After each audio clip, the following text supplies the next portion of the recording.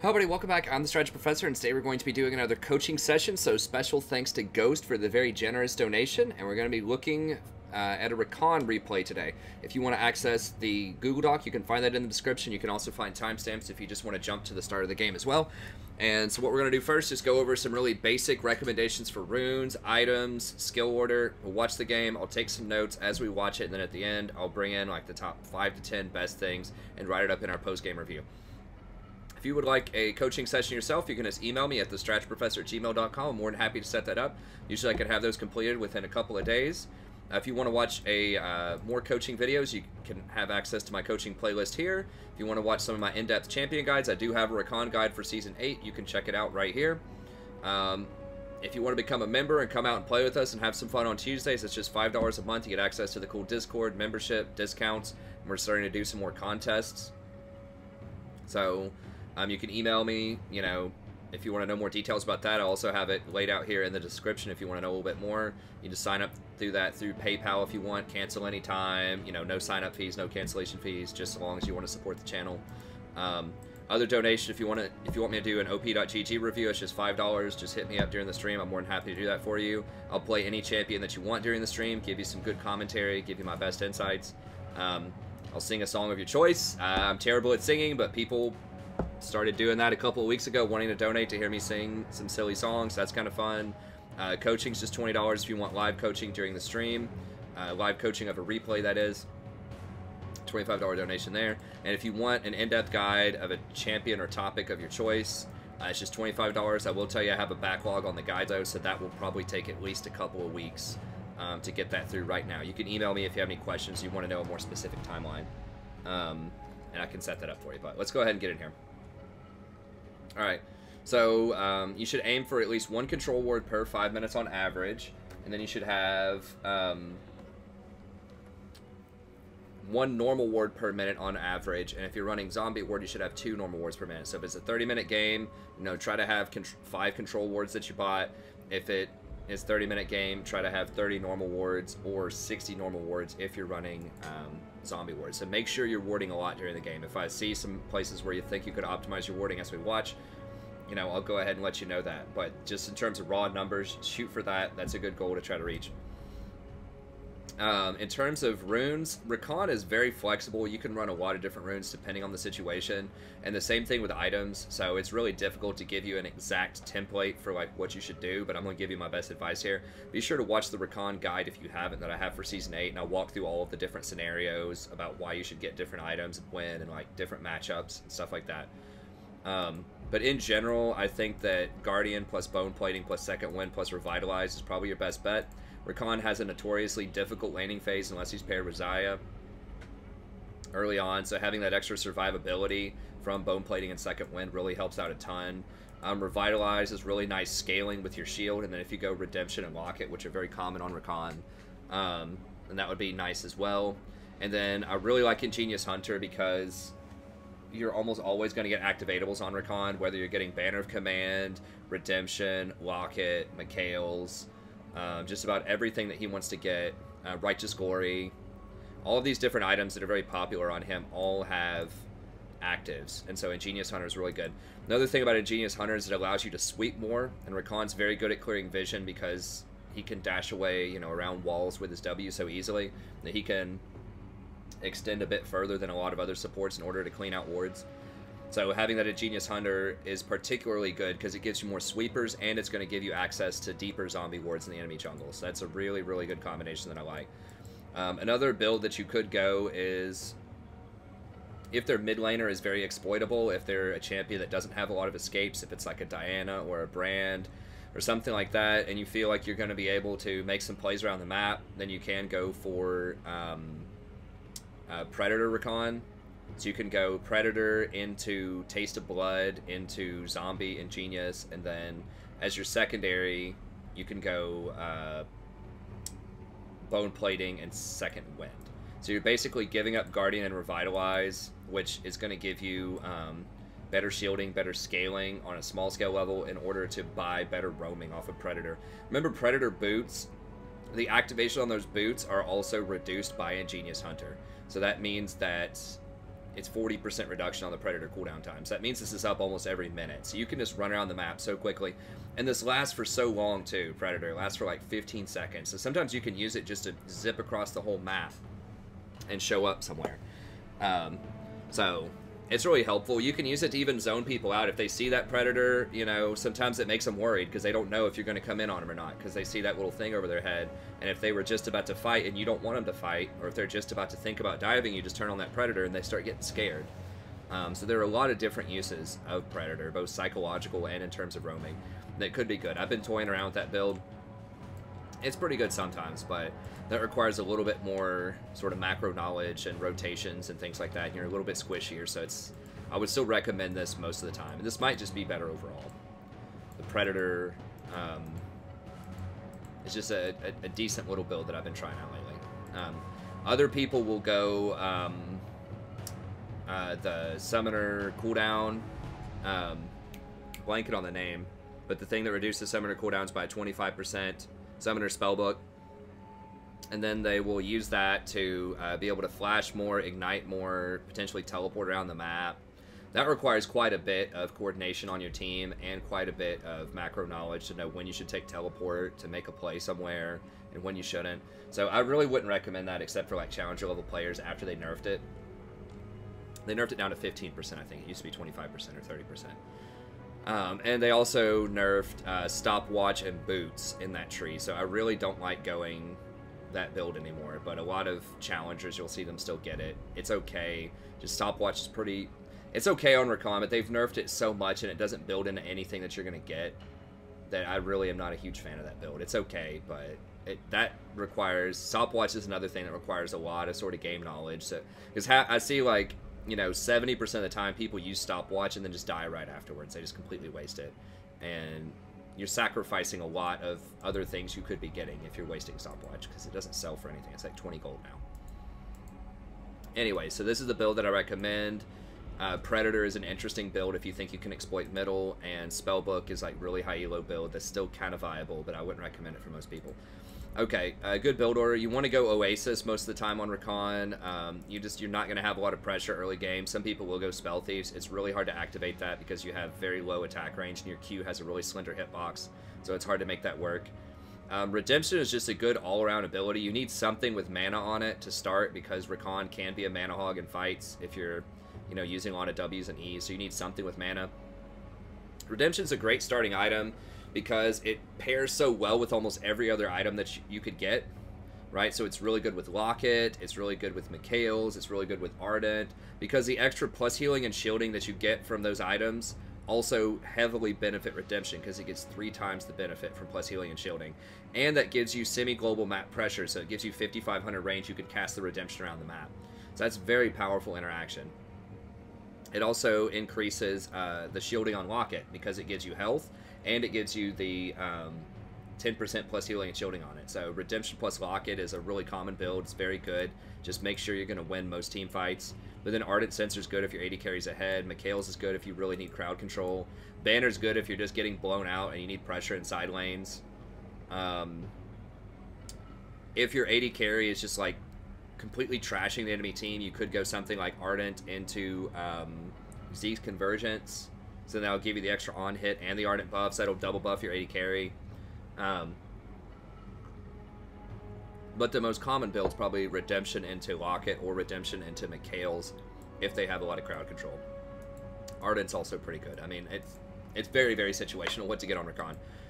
As far as maxing abilities, I think W max is still the best. This gives you the best mobility to move around the map. It gives you more crowd control in fights. Your W is going to be up more often. It's a really big deal. That knockup is huge. It does pretty good damage too. There is an argument for E max also. This will give you less mobility around the map, but it'll give you much more shielding in fights, which is really important. His shield is actually pretty huge because you can activate it twice, so it's a 300 shield effectively with like a 1.6 AP scaling. So that's good, especially if you're thinking of going for something like, you know, like an Ardent Sensor, like a Redemption Ardent Sensor build. The shield can be good because you're going to benefit from all that extra AP and plus healing and shielding early on. I would never max Q. I know there are some pro players that do it, but it's really, really lackluster. Rakan's pretty trash in lane anyways, most of the time, unless he has his Aya with him. And you get a lower cooldown on it, you get a little bit more damage, but it doesn't increase your healing at all. And it's so difficult to hit with this. Like, I've seen some pros in solo queue, like I've watched Smoothie, like, get 3 points of Q in lane, and he might land, like, 2 Qs. It's not worth it. You can't optimize the Q well enough. It's just a really awkward ability that is difficult to land a lot of the time. It's just much better to have the mobility off of W or the shielding off of E. Okay, let's go ahead and get in here. How are we looking on time? We're doing okay. So let's get in here and see what we're working with.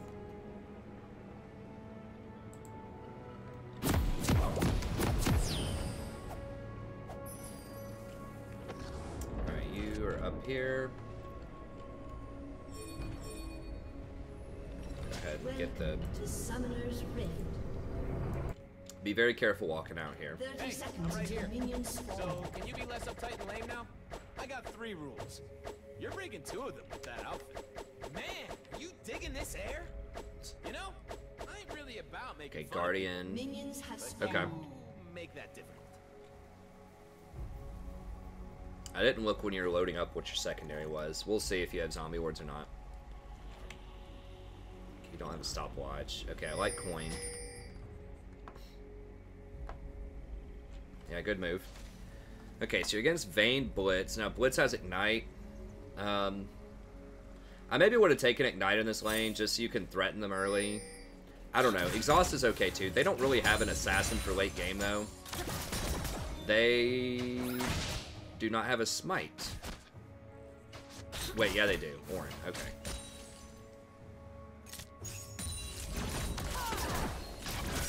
Try to trade back, like auto attack. No, not that much of a trade. Just auto attack this Blitz when he walks up. And just disappear into the bush to drop aggro. There you go.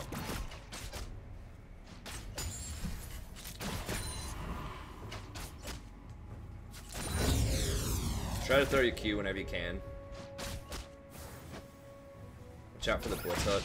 Now, something nice to do in a Blitz lane, if you're Rakan, is see if you can bait him to go for you. Usually this will work early. I should have exhaust her. Okay. You got out anyways. Usually an interesting thing to do is to like deliberately go out and see if you can get him to try to hook you if you have vision, and then when he tries to hook you, W to the side to dodge it.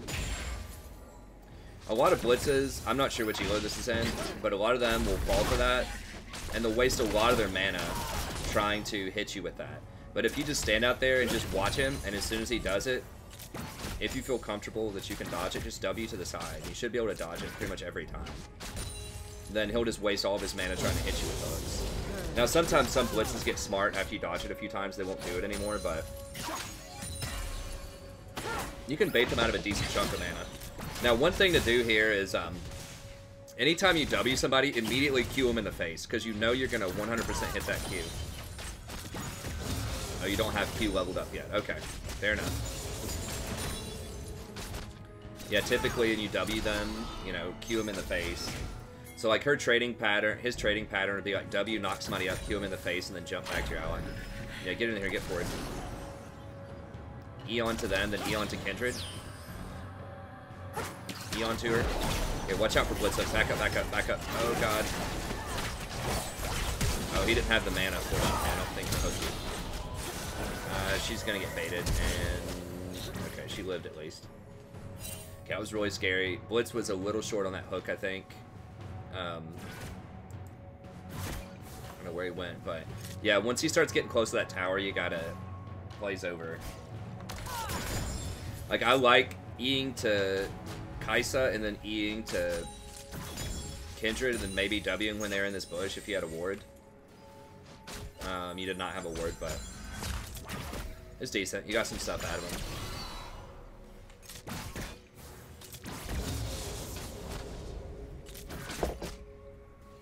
Come up here and help her push this. Walk up and attack the wave a little bit. Just help her get this in so she can back. That's what she probably wants to do right now. You guys are kind of low. Blitz is going to come back with fresh health, fresh items. You need it back. You don't know where the jungler is. Yeah, he's top, actually. Still, I think you need to push in. Just buy some stuff. You really want to match the buy of the enemy even if it's their support. So right now, Blitz is gaining a pretty big, you know, gold advantage on you because he has the tier 2 now. That means he's going to get his wards faster than you also. And they're going to regen a lot. Like, that's a pretty big deal if he gets his support upgrade before you do. And he's just full health and mana, you know, and you guys are hurt. So yeah, I would have... I mean, Vayne's hurt too. Okay, come on up. Push this, push this. Vayne's backing. Vayne's step... Well, maybe not.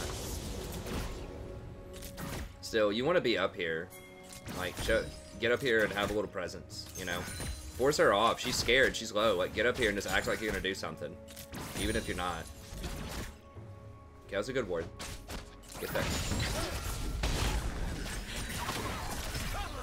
Yeah, you want to pressure up here on this wave and just look scary, you know, like, just threaten. You could go on him, you know, with your W, and she'll get scared. But because you're back here, they know that you're scared. And so, Vayne's just going to get to sit there and farm with 20% health. Just act tough, even if you don't really want to, like, fight. Still get up here and just look tough. Because now Vayne's backing. You need to, like, go W this. Push it up. Vayne 100% back. You need to push, push, push, push. Blitz is going middle. You need to ping that. Tell him that. Echo's about to die. No, you need to push. You can't... You gotta actively either push or back. You can't just sit. Push. This could have already been in the tower. W this. Right here. Yeah. So that was good, but you needed to... You needed to do that a lot faster, because now Vayne didn't miss anything. Because you guys didn't get this coin and just back. Get the coin, get the coin, get the coin. Because now Vayne's not going to miss anything. If you guys would have pushed faster, you could have made her miss at least a few minions. And that adds up, you know, that means she would miss experience, she would miss gold. Blitz would have missed more stuff.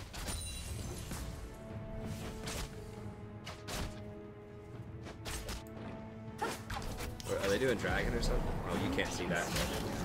Saw Blitz's health going down. So yeah, if you would have pushed faster, then you potentially could have already maybe been back to lane and seen that. I don't know if you would have had that much time, but... Either way, you would have denied some stuff to Vayne, so... If the other 80 carry backs, you need to push as fast as you can and then get back. Because right now, it's pushing towards you, so you guys are going to miss experience now while you're fighting this. So Vayne, see how Vayne's 6 and you guys are still 5? And you're missing all this at the tower. Because you didn't push fast enough and she was able to push you in, even though she was the first person to back, which shouldn't happen. And he's just lost his mind.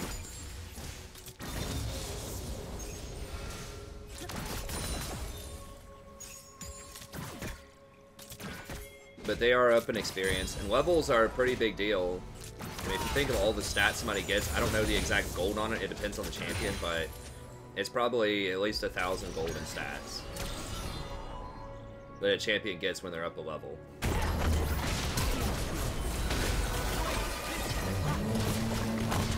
Alright, time to leave, time to leave.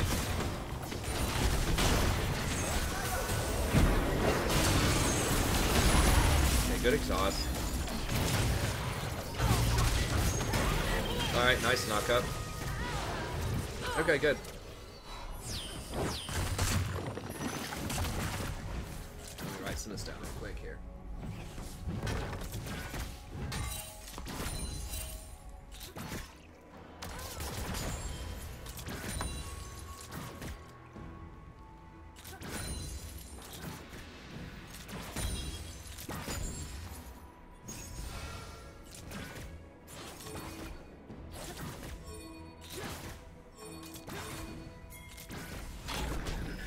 Y'all probably need to back. They're gonna be here soon.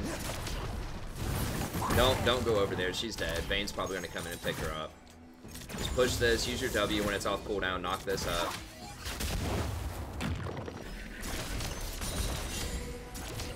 Okay, leave, leave, leave, leave.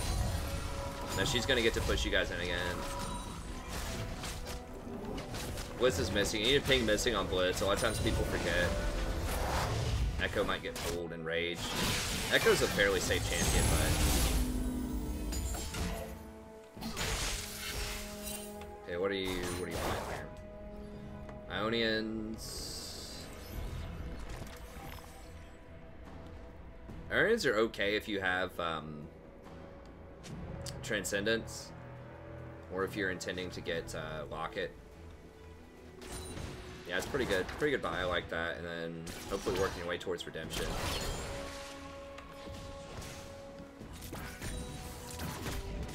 Let's see. Check out the items. Okay, so... Items are about even. She's up a little bit. She's got a completed Zeal. If Blitz misses a hook, you guys might be able to fight. Okay, you guys can fight if you get a clean shot. Once Blitz misses that hook, you can go. Blitz is only level 5. He was only level 5. So it would have been a great time to fight. As soon as he misses that hook, just go in and, like, go on the vein immediately. As he was level 5, so he didn't have his ult, and he didn't have his hook. So he doesn't have anything. And you probably could have forced her... She doesn't even have summoners. Yeah, that was definitely a missed opportunity. If he misses that hook, I want you to make a move. Try to bait the hook. Okay, go. Go, go, go, go, go. Go. Echo's coming. Get over here. Play aggressively. You're too scared of this Blitzcrank. He really, like, doesn't do that much right now. Especially when you have Guardian, when you're taking the defensive room. You can fight him. Okay, good. And once again, I want to see you posture a little more aggressively up here. Just be on the wave, show some presence. You know, look like you might engage anytime, you know. That's also just really good psychologically because then it makes it difficult for them to tell if a gank's coming or not. Because if you're like playing behind your AD carry most of the time and then a gank comes and all of a sudden you get really aggressive, that's very telegraphed. People will start to pick up on that, you know, as you start moving up. So if you're always posturing aggressively though, then people won't know if you're bluffing or not. Now obviously you don't want to do it to the point where you're endangering yourself, but when you're full health, you know, I think you can posture a bit more aggressively. Don't take free harass, but just look like, be in a threatening position, like you could engage anytime, and it'll, you know, make them think. Also, if they're focusing up on you and they're scared that you might, you know, engage anytime, they're going to be focusing really hard on their micro, and they might miss the macro. They might not see the jungler coming in on the wards.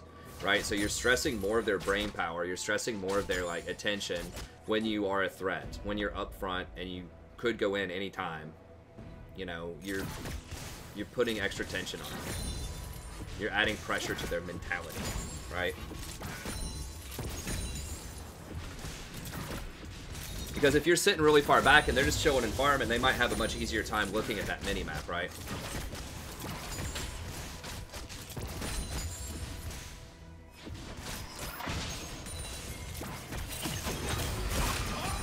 Okay, good. That was a good one. Because he missed his hook. Make him pay for it. Good. Fight him. Fight him. You got him. You have a lot of health. Okay. Okay, be careful of the jungler. You don't have any wards, so... Mid's missing also. Yeah, there's the jungler. Watch out. Don't fight him. Don't fight him. Just... You need to be here for this experience. You have a ward there. You don't need to be there. You need to try to be around the experience. Don't clear that. I would back. Mid's missing. Orin's here. Yeah, back. I don't like this at all. E. Yeah, just run. Just run. No. Don't re-engage. Don't re-engage. Run. Just get out. Just get out.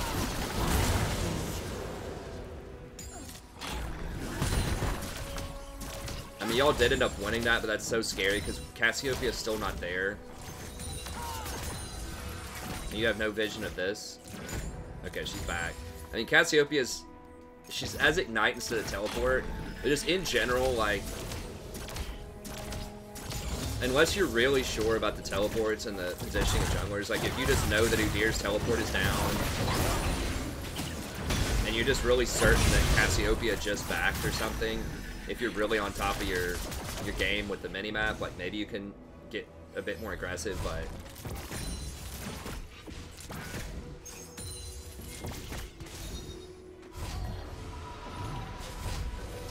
in general, just be very careful of darkness, be very wary.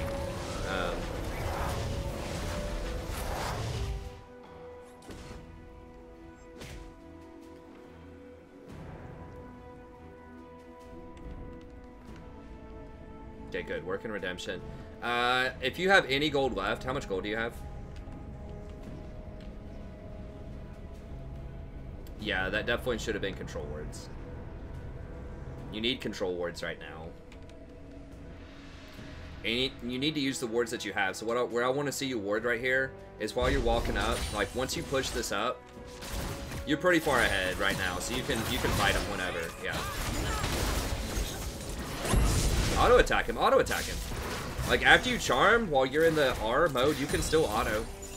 Just keep autoing him. Like there's no reason to run out. You've won the fight. They're already running from you. Just stand and auto.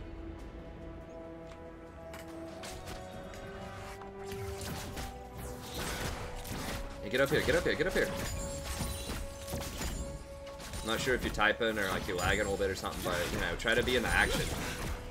If you gotta type something or lag or whatever, just at least stand in the bush. You need to go ward right now. While Blitz is dead. Yeah, ward this.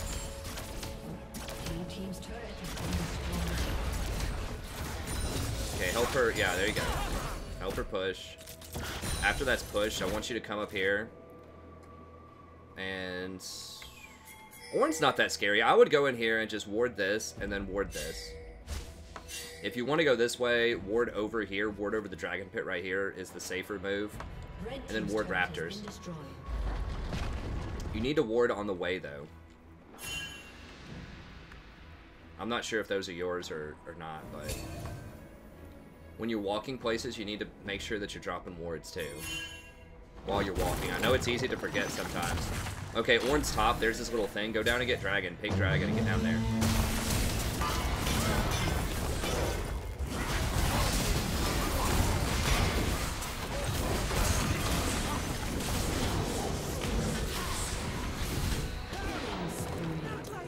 Yeah, and they're gonna get bot tower.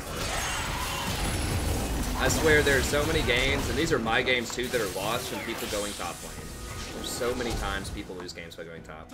And I remember I had a debate with somebody on stream about this. They're like, why don't you ever rotate top lane after you get bottom lane? This is why. And it always happens this way. It's like, let me pause and explain this real quick. This is gonna take a second here. It's not gonna take forever, but so what the deal is when you take bot lane, right? Think about what's the advantage of taking bot lane, okay? So the advantage of taking bot lane is you have lane positioning, right? You can push them in. So once you take this, you push them in like you did, and then they have to make a choice, okay? So they have to choose, do they want to farm this, or do they want to do anything else on this side of the map? Okay, so when you push them in, the best choice is to do something in like this area that they can't do anything about. So you could take dragon, for example. So like I was saying, you could ward over this wall, ward raptors, ping your jungler, get them down here, do the dragon. Okay, or you can go and push mid lane. Cassiopeia just ran away from mid, so instead of chasing the Cassiopeia up here, say, okay, whatever, you can go up there and then just go push the mid lane. You have wards, you can see her coming back down.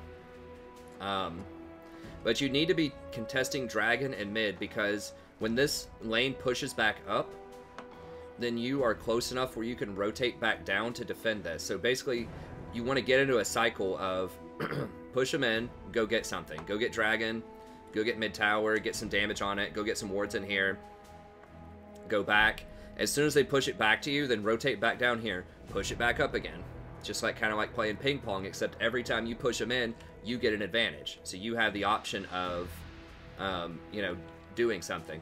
Whereas if you go top lane, like kind of like what just happened, there's not a lot to get up here. Okay, if you go top lane, like you might be able to get their tower, you might be able to get Rift Herald, but they're definitely going to get your tower because you're too far away. So in like a best case scenario, most of the time, if you send everybody top like that, if you go top with the bot lane, yeah, you might get the tower, but they're going to also get a tower. So you're just going to be trading towers, and they're going to get the dragon probably, because they're going to be uncontested getting the dragon. Now, sometimes people will send the top laner bottom, so they'll say bot go top, top go bot. But something similar will happen. You might be able to push them in, but they're going to be pushing your person in too, and they're going to have access to the dragon, because now it's not going to matter if this tower's down, because there's no pressure in this lane, because it's just one person trying to defend against two. So they can push in, and since they have that extra person, they can go force dragon. Because you're going to be top lane with your AD carry, you guys don't have teleport, so you can't come down there. Their top laner does have teleport, so in a worst case scenario, you know, if the three of your people are trying to fight over dragon, then they could teleport down and turn it into like a 5v3. And yeah, you guys get bot tower, but top tower, but who cares? They get dragon in this tower, maybe even the tier 2. So that's why it's really bad to rotate top lane, is because it nullifies your advantage. Your advantage when you take this is to push in, take something, and then you're close enough, if you're mid lane, to rotate back down and defend and push in again and rinse and repeat, so you don't give them anything back. If you leave these two alone and they just get the tower back, well, there was really no advantage at all of getting that, right? And now they could go over and do dragon. So that's the thing, is you have to use the space. You have to use the pressure that you have. There are some pro teams that will like send their bot lane top, but there's very, very specific strategies for that. And usually it's just not a good idea in solo queue. Anyways, okay, so there's my explanation of why you should never go top. Well, never is a strong word, but why like 90% of the time you shouldn't go top. After you take bot. Okay, so here's the thing, you push it up. Now they're about to kill some people here in mid lane, because now they have you pushed in. They had you pushed in all the way. You had to send 2 people down here. Now they get to do stuff mid lane. Y'all gotta back up. They're gonna rotate down here. Yeah, you gotta leave. Leave her. She's dead. Just leave her. They're either gonna take dragon or hunt her down. You need deeper vision through here. Like, you need vision on this dragon. Yeah, they're taking dragon. So instead of just like warding here is good for the lane. You know, while you're in the lane, this is good. This is like the I'm scared, we're pushed in ward. But like, if you have more of this map here, then you can go out and ward this here and raptors. Like, these are the best places to ward. Kind of in the early to mid game. And your Rakan, you're really safe. Like, if they try to come up and get you, you can get away. They don't have that much stuff that's going to run you down other than Blitz. All you have to do is use W to dodge his hook. Okay, well, there's a lot less for you guys to take. You push in here. There's no more Rift. It's only Baron. Dragon's down, so you just kind of have to probably get down here. Ward is red. This is a major objective. Like, this is really important that you ward Raptors and red, so you get eyes on that orange.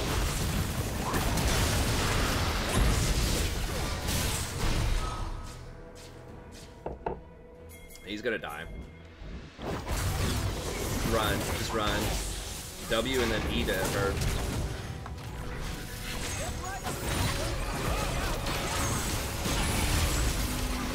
E. You gotta use your E and jump to people.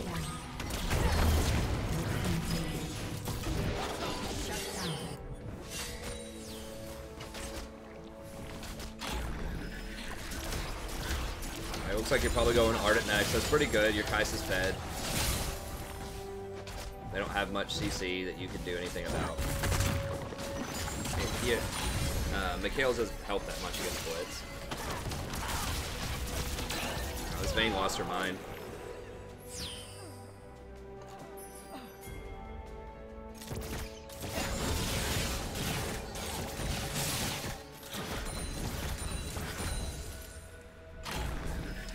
This is the most trafficked place on the map, too, a lot of times. Why I keep telling you to ward Raptors.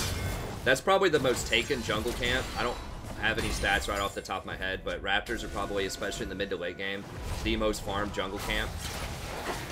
They give a ton of golden experience. I think they nerfed them some, but they're really easy to pick up. They're really easy to poach. Like Cassiopeia can farm those really easily, too. So you want to get in here and ward this, and ward red. This is the most walked in area in the game early on. I'd say for the first like 25 minutes until it switches over to Baron.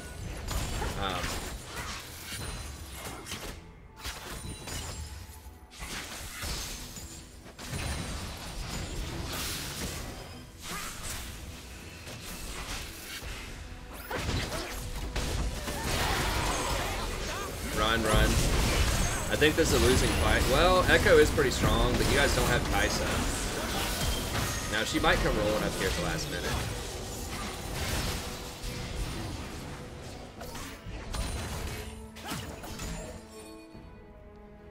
Alright.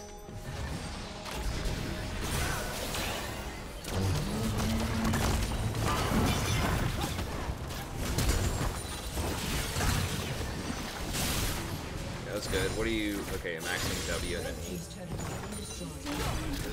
I'm watching her. She'll be fine. If she wants to stay up, I'll stay up with her.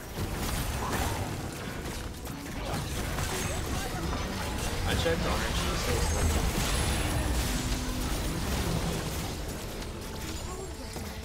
Oh, it's fine. Sometimes she does that.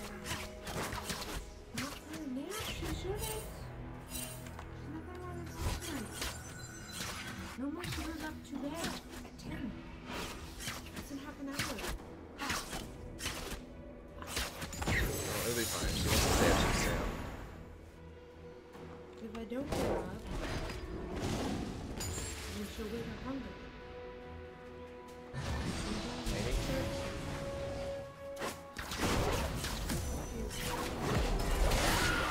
Yeah, I got stuff to do here.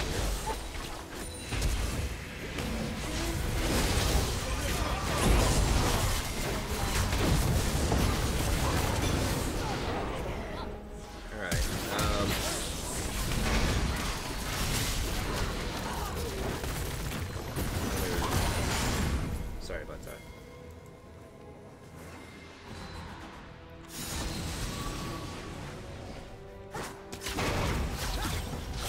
Alright, yeah, this is a bad fight. You have Kaisa and Echo aren't here, so you definitely don't want to take that fight. As someone who engages, you really need to, like, always look at the minimap first and just count, you know, count the dots and make sure that you either have an advantage or that it's going to be even. Especially when your main person who's really fed is not there, you really have to reconsider a fight.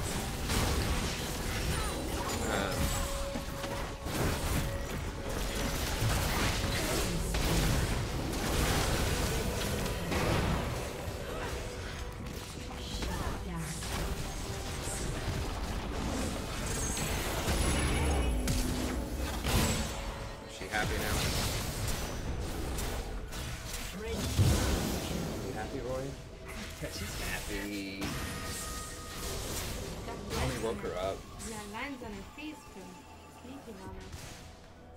You already gave her an extra half hour of sleep. An extra hour? Red team's turret has been destroyed. Means that she's a grown-up baby. Yeah, I guess. She says, I guess, man, look, just give me some food. I'm not awake yet. Bro? She says, this room is bright. I'm not awake yet. Alright.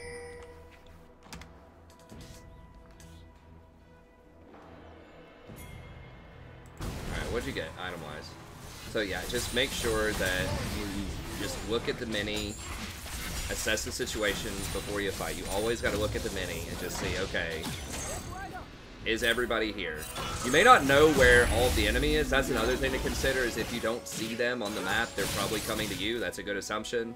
In the mid to late game, if you don't see an enemy person on the map, they're probably in your area. They're probably like on their way to team fight. But you do know where all of your allies are. So if key people are missing, you have to, you know, abort. You can't do the fight. Okay. Yeah, go in. That's good. Kaisa's almost here. She should be able to jump in.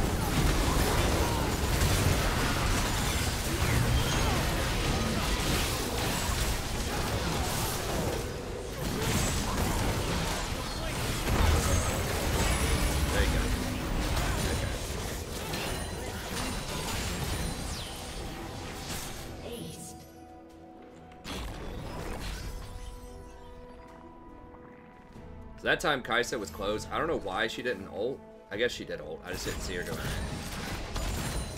And she was close enough, and she has a really long like ult range to join the fight, so that fight was alright. I mean, obviously it looked alright because you guys ended up winning, but just to start that fight was okay. You can't be super results oriented, just speaking of that. Like, just because a fight ends up okay, or just because like you win a game, you know, you gotta think, okay, well, did we just get kind of lucky there? Did the enemy just mess up a lot, or was that actually a good decision? And that was actually a good decision. That was good. Yeah, she's 14 and 2, so just everything that you can. I might get a Zeke's next item for her. Because she's so fed, just give her that extra on-hit damage. So I'd probably get a Zeke's for her. This would be one of those situations where you want to double buff her with Ardent and Zeke. There you go.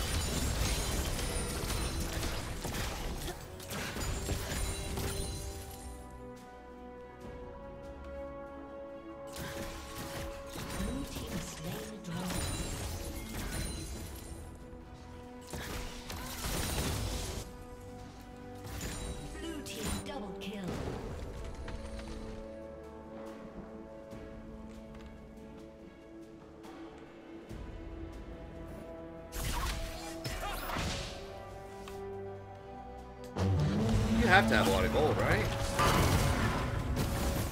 No, you don't have that much, actually. E to him. I don't see you E'ing out a lot.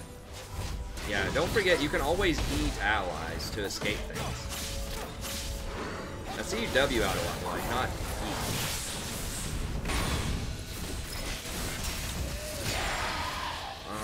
Your people are hurt. Careful, Kindred's not here. Kindred's just like AFK in the fountain or what? Okay. Well, Kaisa's so fed, you can probably do it. Kindred and Gallia are both kind of AFK.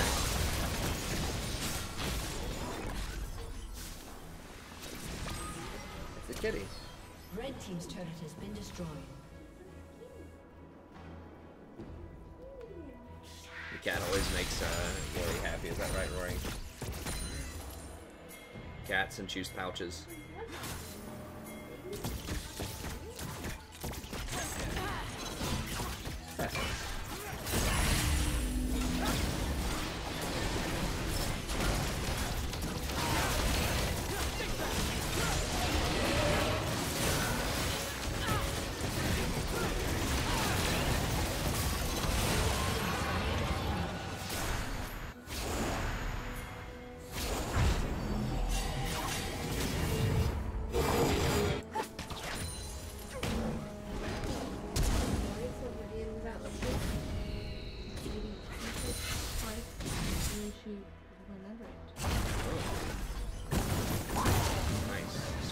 Her a little bit now. Alright, be careful, there's 2 people missing.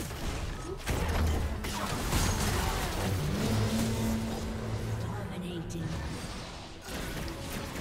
Killing that piece. Need help.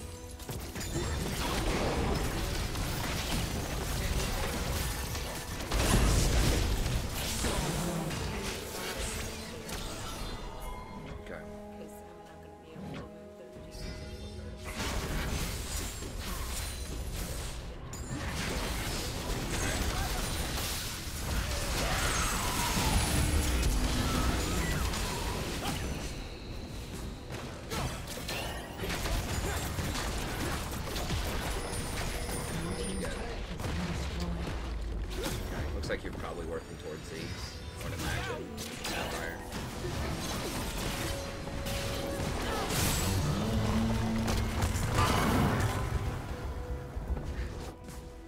Yeah, Kindred's over here like farming golems. You guys are like pushing the Baron.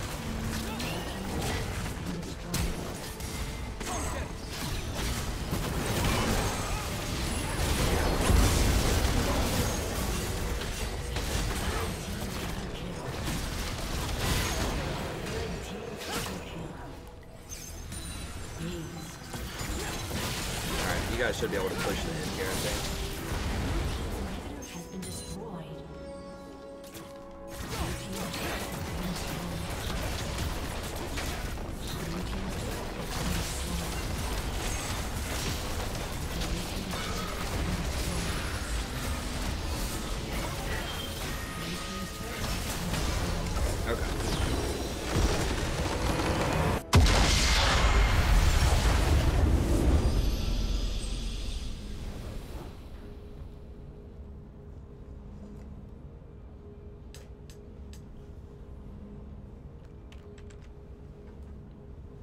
All right, good job overall.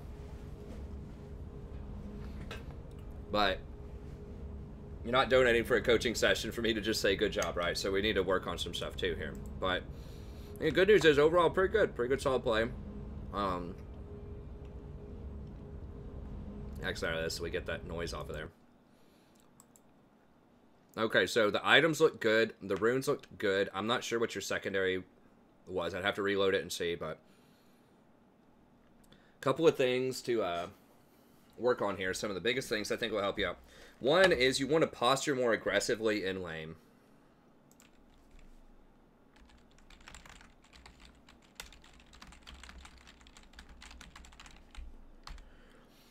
And the reason for that, once again, is number one, so you actually can be aggressive. So you're going to be in a position if Vayne wastes her W or wastes her Q roll, you could maybe W onto her.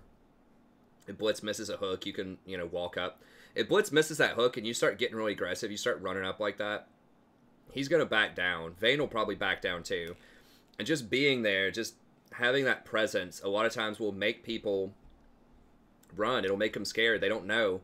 And another thing is, like, if you're constantly aggressive like that, if you're posturing aggressively, then they won't know if the jungler's coming either. Because if you're playing really far back, like I said before, and then all of a sudden you start running at them, they're going to know probably that the jungler is going to be there. And so just constantly posturing aggressively.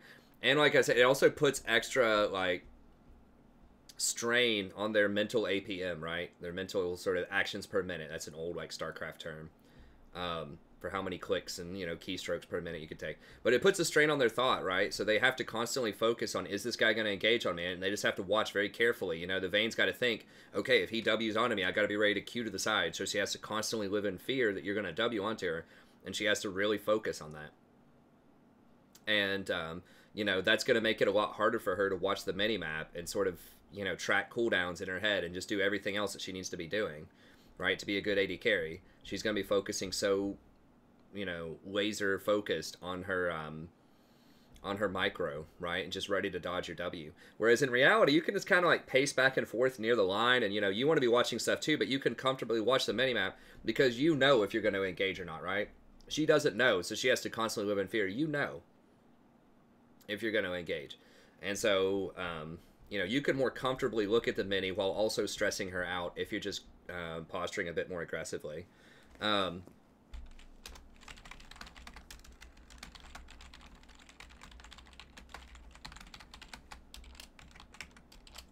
So try to bait blitz hooks out and then use your W to escape. So I didn't see you do this too much, but if you just walk out away from the minions a little bit and just kind of look aggressive and just see if the blitz will try to Q you.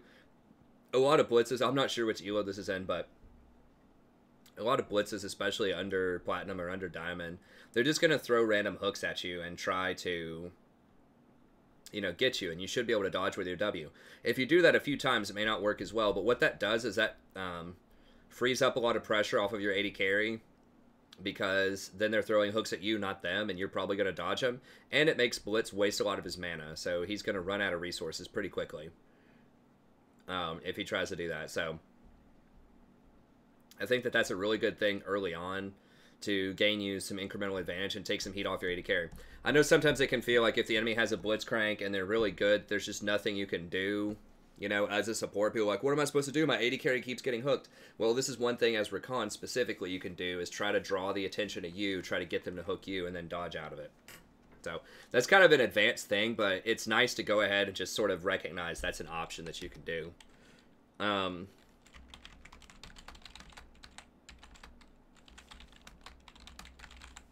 So you need to be putting down a lot more wards, specifically in the red buff area, because that's heavily trafficked. A lot of people like to get those raptors. You know, the jungler likes it, but then Cassiopeia might like it. The AD carry might go in there and get it. So everybody loves farming those raptors. So having that warded is really good, because it not only will reveal if someone's coming in for a gank to mid lane, but it'll also show you if someone's just trying to farm the jungle.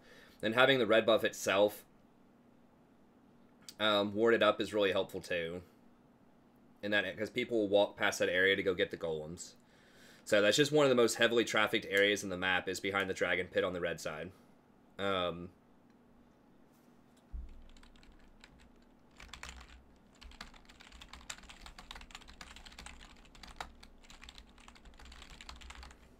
Okay, so do not rotate top after first tower goes down. I just talked about why for quite a bit at length. But the main reason is you want to make sure you take advantage of that extra positioning that you have bot lane so that you can push them into their second tower and get stuff. Get better vision, get dragon, get mid tower, and then when they push back, when they threaten your tier 1 bot tower, then you can rotate back down and then push it back at them. So that just constantly gives you these windows of like minute to a minute and a half after you push them in where you can go do other stuff on the map without any consequences if you're doing it properly, right? They kind of have to play your game and just respond to the pressure you're putting on them.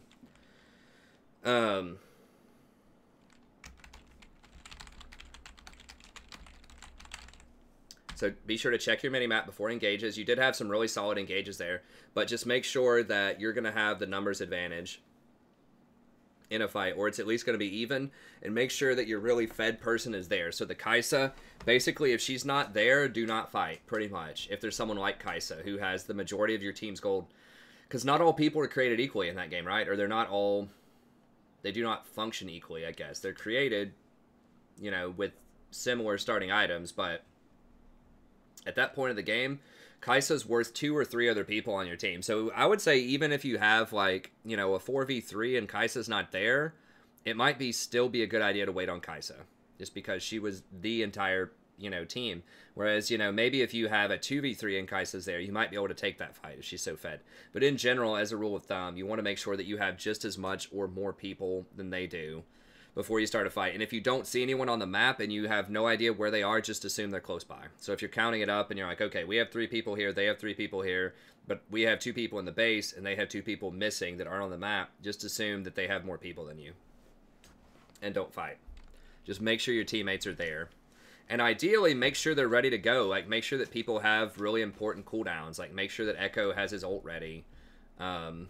You know, if the top laner is splitting, make sure they have teleport ready. Make sure you ping their teleport so they know that you're expecting them to teleport into a fight. Okay. Then finally,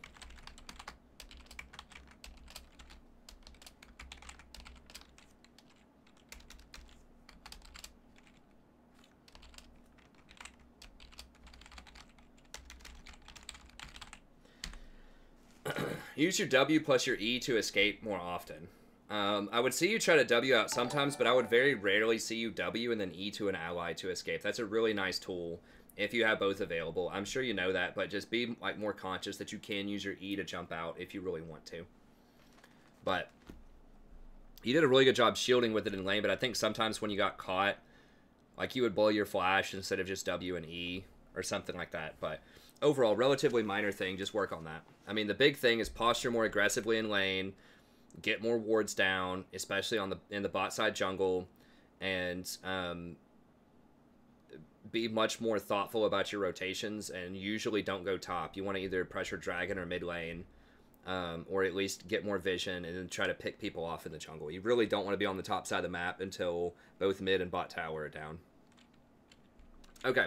Anyways, that's going to be it. Thank you very much. As always, really appreciate it, Ghost. Anyone else who wants a coaching video out there, just email me at thestrategyprofessor@gmail.com. Happy to set that up with you. And otherwise, I'll see everybody next time. Have a good day.